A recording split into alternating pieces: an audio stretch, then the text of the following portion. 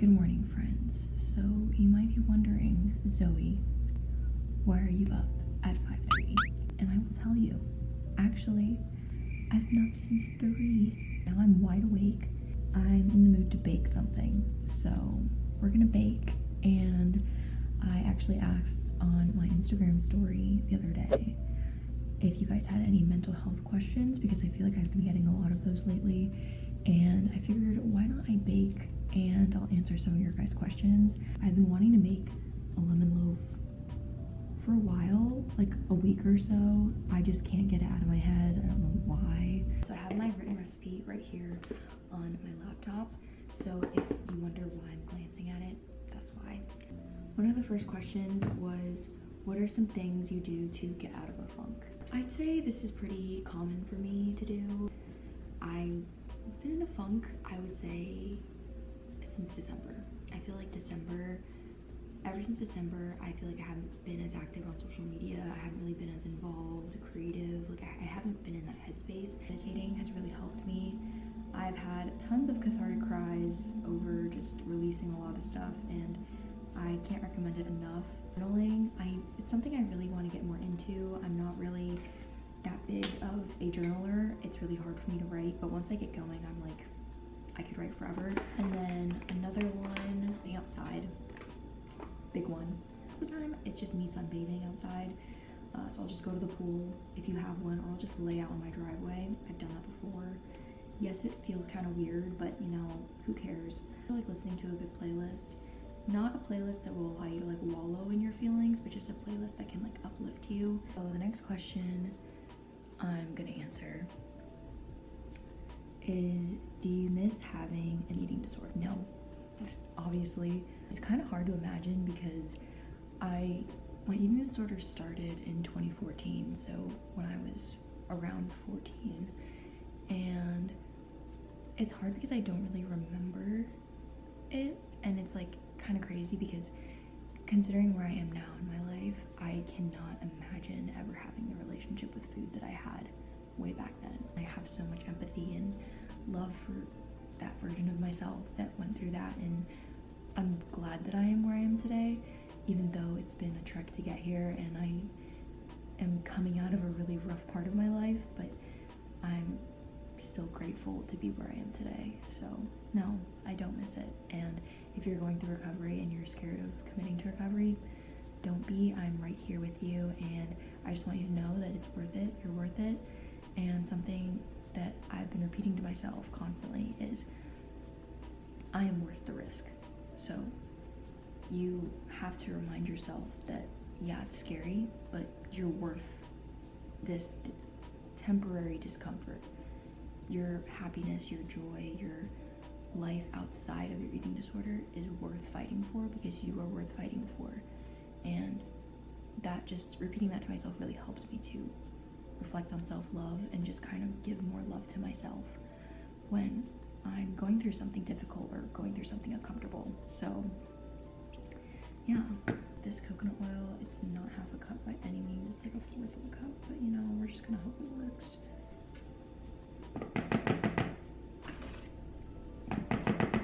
Mixer all together. So a bit of changing plans. You're gonna scrap the lemon loaf idea right now. The dough is looking like this, and it's kind of lumpy. I don't know what I did, so we're gonna set that aside, and we're gonna make my cookies instead. A cup rolled oats,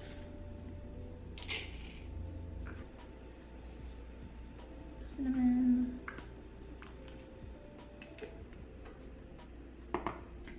a 1/4 of a cup of raisins.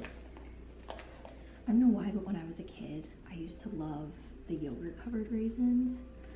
I don't know if y'all remember those, but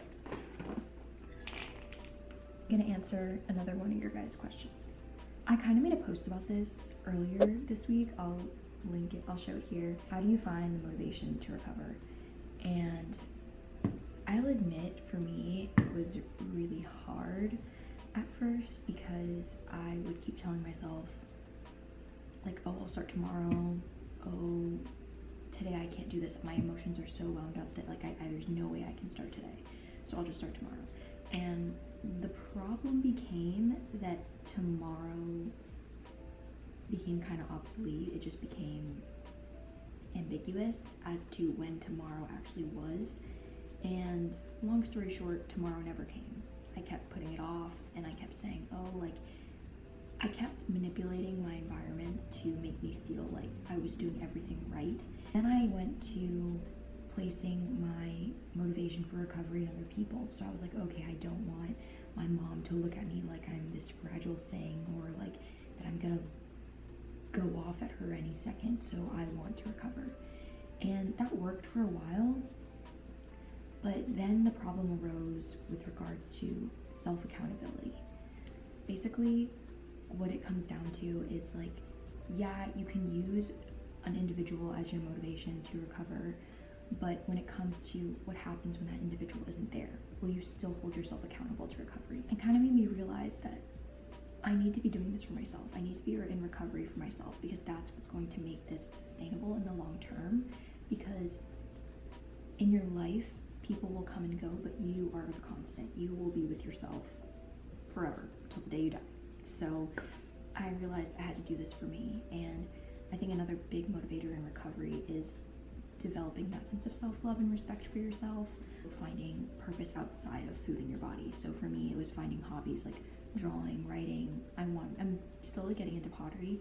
When you have things that you look forward to that are outside of food in your body, it kind of, at least for me, it kind of inspired me and pushed me to continue to take care of myself so I can pursue those hobbies and I can pursue those passions of mine.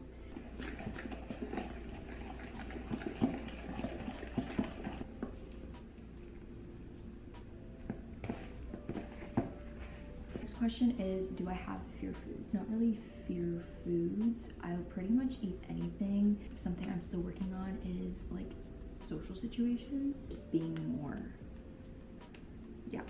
flexible. How do you deal with extreme hunger? Ultimately, a major difference you need to realize when it comes to extreme hunger is that it is not binging. I cannot stress that enough, that the difference between emotional eating and honoring extreme hunger is that emotional eating and binging is attached to an emotion. So if you're binging, it's probably the root cause is an underlying emotion, whether it be anger, sadness, guilt, shame. It could be rooted in those things. And when you're going through extreme hunger, it's genuinely because like your brain cannot stop thinking about food. You might feel physically hungry, you might just feel mentally hungry.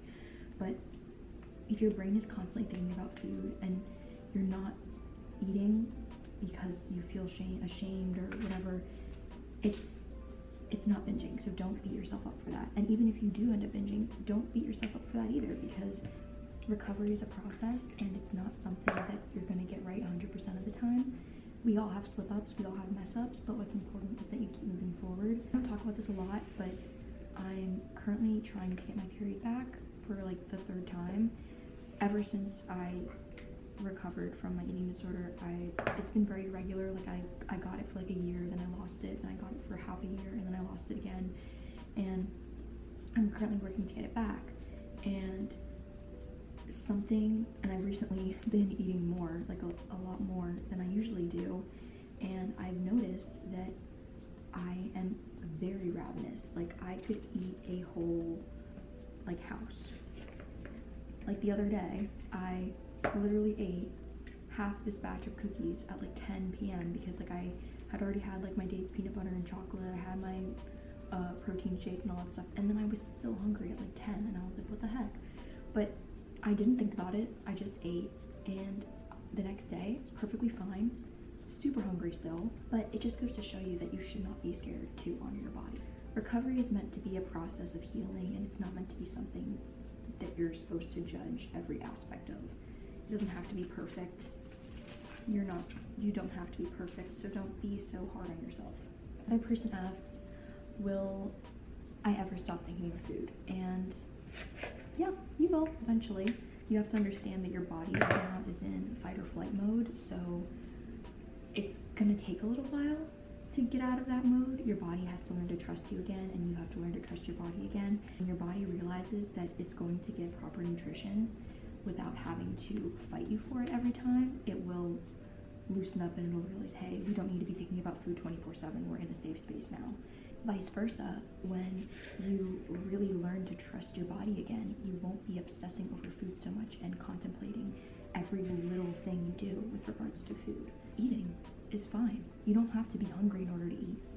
Like, I think a lot of people forget that when they're trying to practice like intuitive eating and stuff. Like, you can eat even when you're not hungry.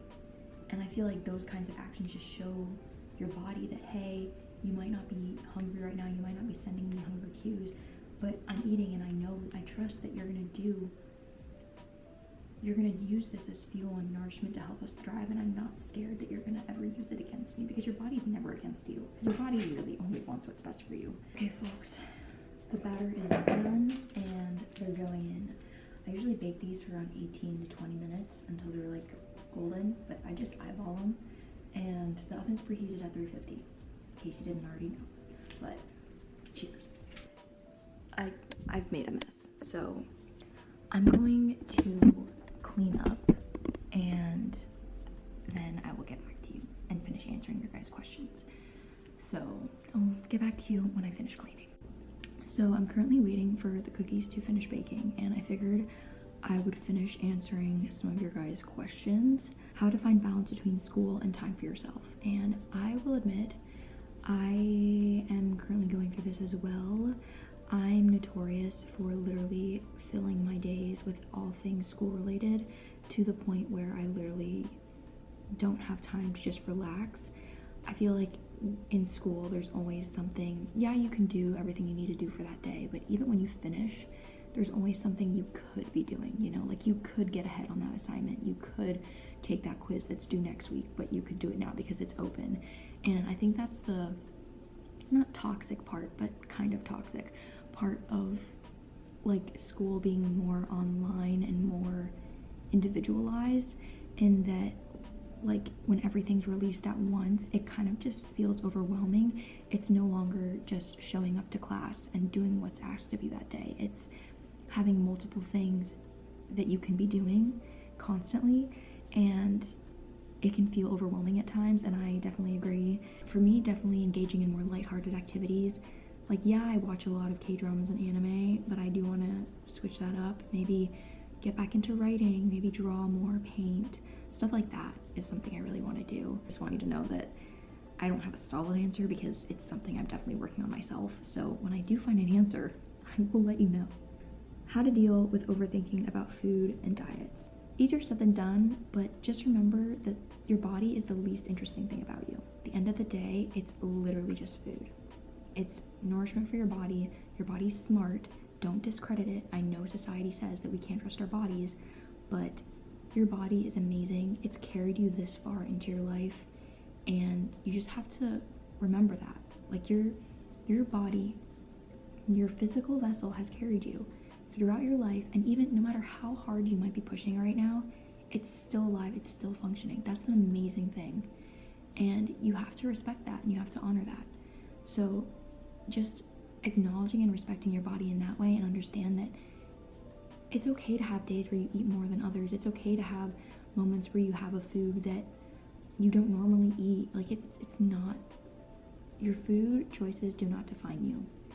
And I think in society today, we are very category and label driven, in that we like to put people into labels and categories because it makes it easier for us to comprehend where we fit in society. And just remember that you, regardless, you are worth it. And if you feel like you didn't have a good day today, I just want you to know that you are enough just as you are. No matter how you choose to show up today, you are enough just as you are. So someone asked, how am I currently feeling? And I wasn't sure if I was going to address this in this video, but maybe I will. But I'm feeling a lot better. I think last week and the week before, I was feeling absolutely horrible. I was just really sad all the time, and I'd been that way since December. I would just have periods of like little to no motivation to do anything. I was driving myself into the ground.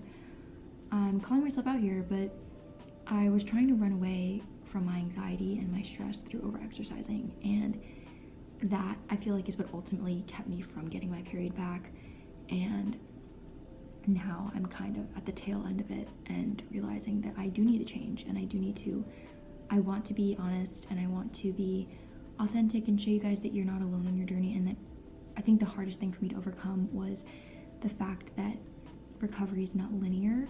You don't have to be perfect 100% of the time. You're not expected to be perfect. And I've said this so many times, and I will continue to say it until you remember that for yourself.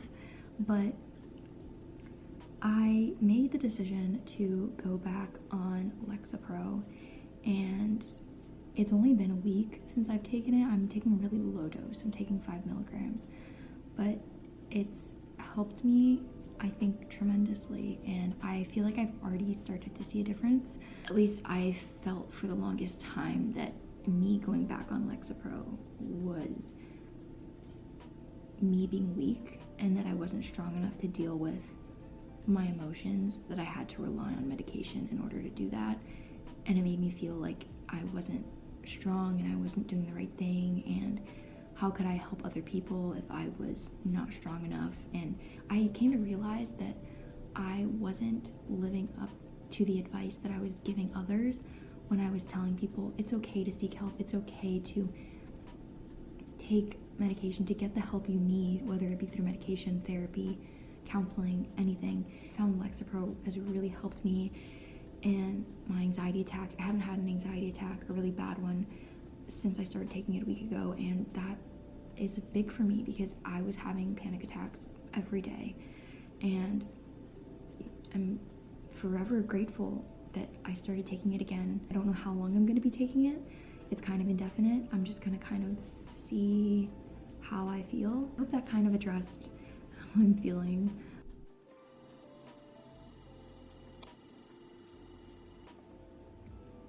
Okay, so the cookies are basically done, as you've seen, and I'm probably gonna make myself a second breakfast now. And so yeah, that's gonna kind of wrap up this video. I hope you guys enjoyed it, and if you did, give it a thumbs up. I enjoyed talking to you guys about mental health today, but if you'd also like to see more of these videos, I can do more like Q&As and like maybe make it into more like topics specifically instead of just answering a bunch of questions. Know that I'm sending you guys lots of love and good vibes. Love you guys, and I'll see you in the next video. Bye.